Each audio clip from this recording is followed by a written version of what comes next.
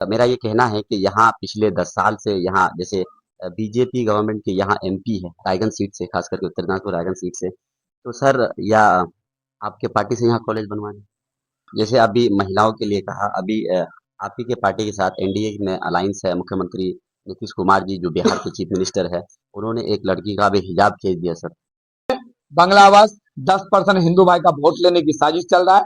30% मुसलमान तो टीएमसी में देगा ही, इसको मजबूरी है वोट देना। अभी लोग ही कहते हैं, कई मीडिया के माध्यम से हम देख पा रहे हैं कि गली कूचे तक लोग सड़क बना के दे रहे हैं। अभी क्या कहेंगे इसके? तो सर सेंट्रल गवर्नमेंट ने क्या वाकई में पैसा रोका है, और रोका है तो क्यों रोका है? नमस्कार, मेरा नाम है मोहम्मद अंसार। आप देख रहे हैं उत्तर दिनाजपुर एंड सीमांचल के तेज तर्रार द डेली न्यूज, जो दिखाए आपको सच के आर पार।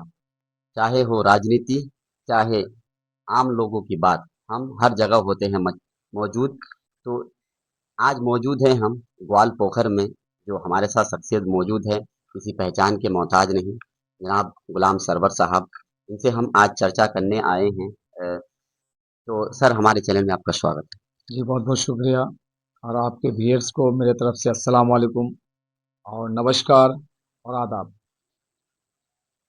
तो सर सबसे पहला हमारा सवाल तो ये रहेगा, अभी ग्वाल पोखर में डेवलपमेंट तो आप भी देख रहे हैं आए दिन मीडिया के जरिए, आमादेर पाड़ा आमादेर समाधान, कई लोग कहते थे काम नहीं होता है, लेकिन अभी लोग ही कहते हैं, कई मीडिया के माध्यम से हम देख पा रहे हैं कि गली कूचे तक लोग सड़क बना के दे रहे हैं। अभी क्या कहेंगे इसके लिए? जो स्कीम बोल रहे हैं लोग, पतोश्री नाम है उसका, आप लोग सोशल मीडिया के माध्यम से मैंने सुना है, मगर आपको आपकी जानकारी के लिए बता रहे हैं, आपके सोशल मीडिया के माध्यम से मैं अवाम तक ये बात पहुंचा रहा हूँ कि ये जो पतोश्री के नाम से फीता काटा जा रहा है, और ये पतोश्री के नाम पे, हाँ, पतोश्री के नाम पे ये जो फीता काटा जा रहा है, और पतोश्री के नाम पे कोई रोड बना रहे हैं, ये सब झूठ है। क्या है? इनके लिए मैं, आप मंत्री से सवाल कीजिएगा। इससे पहले जो स्कीम हुआ था, डीआरडी या बीआरडी का कोई स्कीम था, जिसका टेंडर का 250 करोड़ रुपया कॉन्ट्रैक्टर का बाकी है रायगंज में, समझ रहे हैं, डिस्ट्रिक्ट ऑफिस में। आपको पता कीजिए, 250 करोड़ का अभी ठेकेदार को पेमेंट हुआ ही नहीं, जो पहले काम कर चुका है।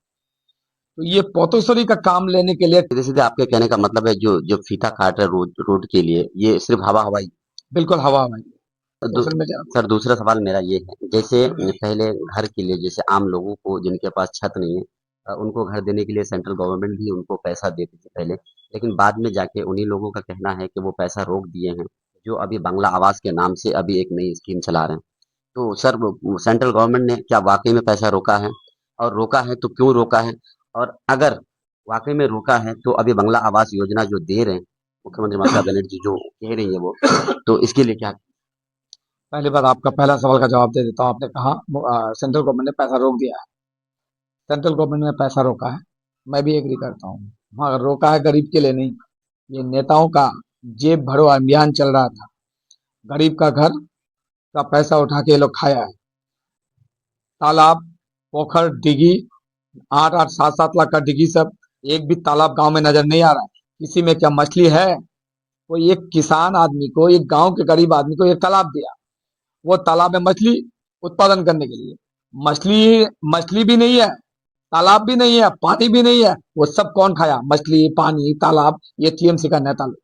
बंगला आवास हमारे गांव में 41 तो आया है, गुलाम रब्बानी साहब मंत्री साहब के गांव में, विपरीत गांव, मरहूम इमाज साहब का गांव, उस गांव में 41 तो घर आया है, एक मुसलमान बंदा घर पाया। क्या? और 40 हमारे हिंदू भाई, हमारे हिंदू भाई को घर मिला है।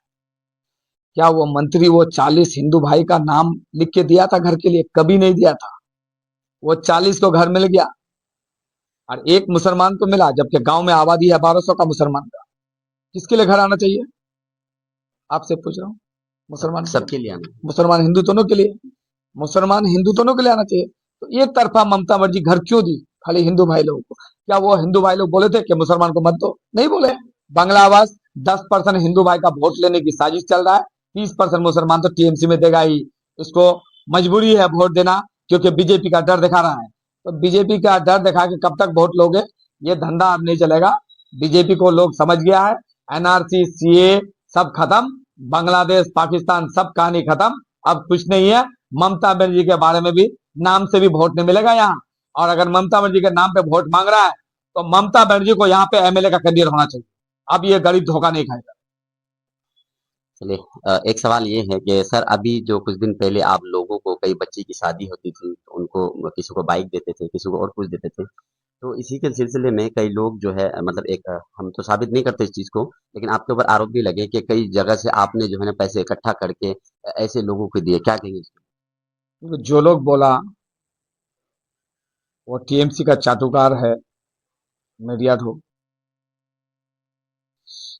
मीडिया तो नहीं बोलेंगे, उसको चाटुकार ही बोलेंगे। मंत्री के गोद में बैठ के लॉलीपॉप चूसने वाला चाटुकार तो मेरे पे आरोप लगाया था कि मैंने रेलवे के नाम पे 65 लाख रुपए लिया था। मैं भी वो मीडिया सुना था, मगर उसका औकात नहीं हुआ ना उसका आका का मंत्री का। मंत्री को भी आने बोलो, 65 का डबल दूंगा, 2 करोड़ दूंगा मंत्री को। और वो एनएसएफ को भी, जो मेरे बारे में एलिगेशन लगाया था, तो मैं तो पैसा देने के लिए तैयार हूँ, कहीं नहीं भेजा उन लोगों को। अच्छा, अगला सवाल ये है सर, अभी कुछ दिन पहले जो पानीपत में वहाँ के मजदूरों को टॉर्चर किया जा रहा था, पानीपत के अलावा दीगर स्टेट में, तो यहाँ एक स्कीम के लिए बोला गया कि श्रम श्री योजना, जो हर मजदूर को 5-5 हजार रुपये बेरोजगारी भत्ता दिया जाएगा। तो आपसे हम जानने की कोशिश करेंगे सर, ये क्या था कि मतलब या लोगों को ऐसे ही खाली हवा हवाई में लोगों को कहा गया कि नहीं श्रम श्री योजना आपको 5 हजार रुपये बेरोजगारी भत्ता मिले। ये कोई 5 हजार का स्कीम नहीं था। हम बता रहे हैं, हम पानीपत गए, 24 तारीख को एक घटना घटा, मैं 25 को पानीपत पहुंच गया। अफसोस कि यहाँ का मंत्री गुलाम रब्बानी साहब पानीपत नहीं गया उन गरीबों को मदद करने के लिए। और वहां जाके हमने 15 दिन रह करके वहां पे मीटिंग करके सभा करके प्रशासन के साथ डीएम, एसपी, डीसी, कलेक्टर, वहां का मंत्री, सबको लेकर के, संगठन को लेकर के वहां मीटिंग किया। और वहां का जो अफरा तफरी का माहौल था उसको मैं खत्म करके आया। और लोग वहां से नहीं तो पलायन कर रहे थे, घर आ रहे थे ग्वालपोखर। लोग वहां गए तो रुका, अल्हम्दुलिल्लाह, और अल्लाह ने मेरे से ये काम लिया। मैं अल्लाह का लाख लाख शुक्र अदा करता हूँ। और ये मंत्री देख रहा है, वो वहां चला गया, तो यहाँ क्या किया जाए। इसने पूरा वीडियो वीडियो बना करके मुख्यमंत्री के थ्रू एक स्कीम बना दिया पानीपत के मेरा जाने के बाद, कि मजदूर को 5 हजार रुपये हर महीना मिलेगा। ये स्कीम बनाया क्योंकि वो मेरा मीटिंग को फ्लॉप करने के लिए, उस मीटिंग को जवाब देने के लिए। मगर ये मंत्री 5 हजार का स्कीम जरूर बनाया, गरीबों को जरूर सपना दिखाया। मगर ये मंत्री का झूठ, बहुत झूठ बोला है ये मंत्री। और ये मंत्री हर बात पे झूठ बोलता है। ग्वालपोखर के लोगों के आगे लोग गरीबों को लूटा, गुमराह किया। और हमारा ही, हमको किसी बीजेपी का, किसी हिंदू भाई से डर नहीं है। हमको डर है हमारा गरीब मुसलमानों को लूटने वाला बड़े मुसलमान नेता बन करके गरीबों को दुर्नीति किया, गरीब बच्चों का मर्डर किया, गरीब बेटियों की 15 साल का रेप हुआ, टीएमसी का मेंबर का भाई रेप किया बागाबाड़ी में। तो इसीलिए हम ये बात कहेंगे कि हमें हिंदू से डर नहीं, हमें बीजेपी से डर नहीं, हमें तो अपनों से डर है, जो हमारा ही कौम का नेता बन के हमारे ही कौम को नोच के खाया उनका। जैसे अभी महिलाओं के लिए कहा, अभी आप ही के पार्टी के साथ एनडीए में अलायंस है, मुख्यमंत्री नीतीश कुमार जी जो बिहार के चीफ मिनिस्टर है, उन्होंने एक लड़की का अभी हिजाब खींच दिया सर। देखिए, हिजाब खींचा है, मैं इकरार इकरार कर रहा हूँ, ये करना नहीं चाहिए। इसके ऊपर में जो भी संज्ञान लेने वाले हैं, वो आंदोलन हो रहे हैं, संज्ञान ले रहे हैं, कोर्ट तक जाना चाहिए। सबको डेमोक्रेसी राइट है, सबको अपनी जमहूरियत के लिए, अपने जमहूरियत में रह करके लड़ना चाहिए। और हिजाब तानने वाला बात कभी बर्दाश्त नहीं करेंगे, चाहे हिंदू हो चाहे मुसलमान हो, कोई भी जाति का हो। किसी का हिजाब तानने का किसी का मतलब अधिकार। संविधानिक अधिकार नहीं है। तो इस चीज को आप कंडेम करते हैं? बिल्कुल कंडेम करते। और चलते-चलते एक आखिरी सवाल सर, अभी हाल ही में कुछ दिन पहले जैसे एमआईसी गुलाम रब्बानी साहब से भी पूछा गया कॉलेज के लिए, तो उन्होंने इनकार कर दिया वहाँ पे। लेकिन मेरा ये कहना है कि यहाँ पिछले 10 साल से यहाँ जैसे बीजेपी गवर्नमेंट के यहाँ एमपी है रायगंज सीट से, खास करके उत्तर दिनाजपुर रायगंज सीट से, तो सर या आपके पार्टी से यहाँ कॉलेज बनवाने? सर मैं एक बात कर रहा हूँ, ये बात मैंने बहुत बार बार सुना है, एमपी को कॉलेज बनाना चाहिए, यहाँ का मंत्री भी बोला है। आपको भी पता है सरकार स्टेट उनका है, राज्य सरकार उसका है। एमपी कौन सा कॉलेज बना देगा स्टेट गवर्नमेंट का? पहली बात, ज्ञान होना चाहिए। दूसरा बात, सेंट्रल कॉलेज कौन सा होता है?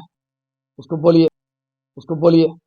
तो भाई अगर सेंट्रल कॉलेज बना सकते तो यहाँ पे नहीं बना के बीजेपी का जहाँ स्टेट, जहाँ पे बीजेपी का है वहां भी तो नहीं बना पाया, क्योंकि जिसके पास जो चीज मिलता है वो स्टेट गवर्नमेंट को मिलता है सेंट्रल से, और सेंट्रल से मिलेगा भी तो स्टेट गवर्नमेंट को, डायरेक्ट एमपी को नहीं मिलेगा। और ये लोग क्या बात करेंगे, हम लोग अगर कॉलेज भी लेके आएंगे सेंट्रल से, उसको भी यहाँ ग्वालपोखर से उठा के कलकत्ता लेके चले जाए। अच्छा सर, आने वाले 2026 में चुनाव नजदीक है, तो यहाँ ग्वालपोखर से इस बार क्या आप ही कंटिन्यू करेंगे या कोई नया चेहरा? ये हमारा पार्टी का डिसिप्लिन है, किसको जिसको भी टिकट देगा पार्टी उनके साथ खड़ा रहना होगा, और पार्टी को समर्थन करना होगा, चेहरा देखना नहीं होगा। पार्टी का डिसीजन सबसे बड़ा मैटर है, व्यक्ति का कोई रोल नहीं है। पार्टी, ये पार्टी देखता है, और पार्टी जिसको टिकट देगा उसके साथ खड़ा रहना होगा। चलिए, तो हमारे साथ बात करने के लिए आपका बहुत बहुत शुक्रिया सर। जी, बहुत बहुत शुक्रिया आप लोगों का, और आप सब व्यूअर को मेरे तरफ से अस्सलाम वालेकुम, खुदा हाफिज। हमें टाइम देने के लिए आपका बहुत बहुत शुक्रिया सर। जी जी, थैंक यू। तो हमारे साथ बात कर रहे थे आज गुलाम सरवर साहब। तो पूरी बातचीत को लेकर आपकी क्या राय है, आप अपनी राय का इजहार कमेंट बॉक्स में जरूर कीजिए। हमें दीजिए इजाजत। मैं मोहम्मद अंसार, मेरे साथ कैमरा पर्सन अबुल हयात।